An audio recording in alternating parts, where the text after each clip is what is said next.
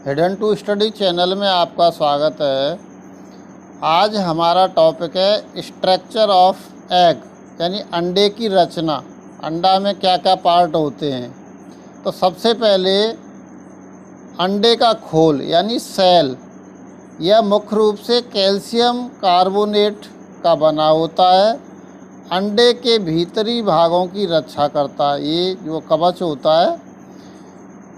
इस खोल यानी सेल में हजारों छोटे छोटे छिद्र होते हैं जिनके द्वारा वायु और मॉइस्चर का आदान प्रदान होता रहता है अंडे के बाहर अंदर। अब आता है खोल की झिल्ली यानी सेल मेम्ब्रेन। ये दो होती हैं, एक जो है अंडे की सेल से और दूसरी अंडे की सफ़ेद यानी एल्ब्यूमिन से लगी रहती है। बाहरी झिल्ली पतली सघन होती है और यह झिल्ली अवांछनीय यानी अनडिजायरेबल बैक्टीरिया को अंडे के भीतर प्रवेश होने से रोकती है। अंडे के सफ़ेद भाग में लगी झिल्ली यानी भ्रूण की कैल्शियम पहुंचाता है, यानी इस भ्रूण के लिए जो है कैल्शियम पहुंचाने का काम भी करती है।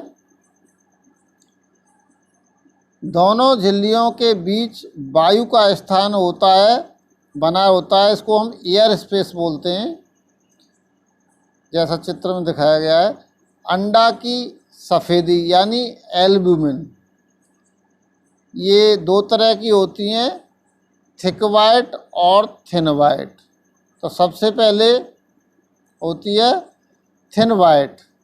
यह सेल की भीतरी झिल्ली के अंदर होती है और इसके बाद दूसरा पार्ट होता है थिक वाइट।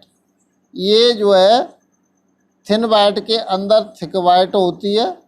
इस तरह से थिन वाइट और थिक वाइट दो एल्यूमिनियम सफ़ेदी होती हैं। इसके बाद में इसके दो मुख्य कार्य होते हैं।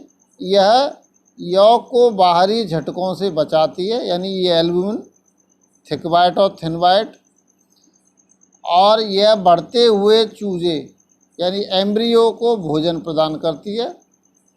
इसके बाद नेक्स्ट पार्ट है चैलाजा। यह गाढ़ी सफ़ेदी थिक वाइट से उत्पन्न होता हुआ एक ऐंठी हुई रस्सी के समान अंडे के दोनों सिरों पर गाढ़ी सफ़ेदी से निकलकर दोनों साइड में होता है।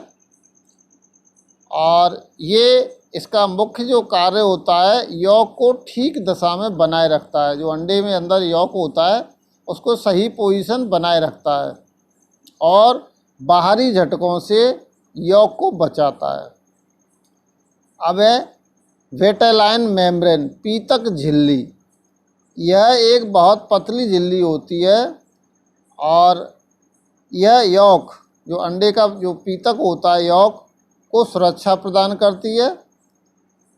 जो यॉक के चारों तरफ इसको बांधे रखती है, कवर रखती है। अब नेक्स्ट है यॉक। यह एक गोलाकार पीले रंग का अंडे के ठीक बीच में स्थित होता है। यह अत्यंत पौष्टिक होता है और ये बढ़ते हुए एम्ब्रियो यानी भ्रूण को भोजन प्रदान करता है। यह चूजे का अंतिम भोजन होता है और अंडे से निकलने के पश्चात चूजा 72 घंटे तक बगैर कुछ खाए रह सकता है। इसलिए ये कह सकते हैं कि चूजा अपना भोजन साथ लेकर पैदा होता है, यानी ये यॉक से ही इसका ये पोषण होता है। अब नेक्स्ट है ब्लास्टोडर्म।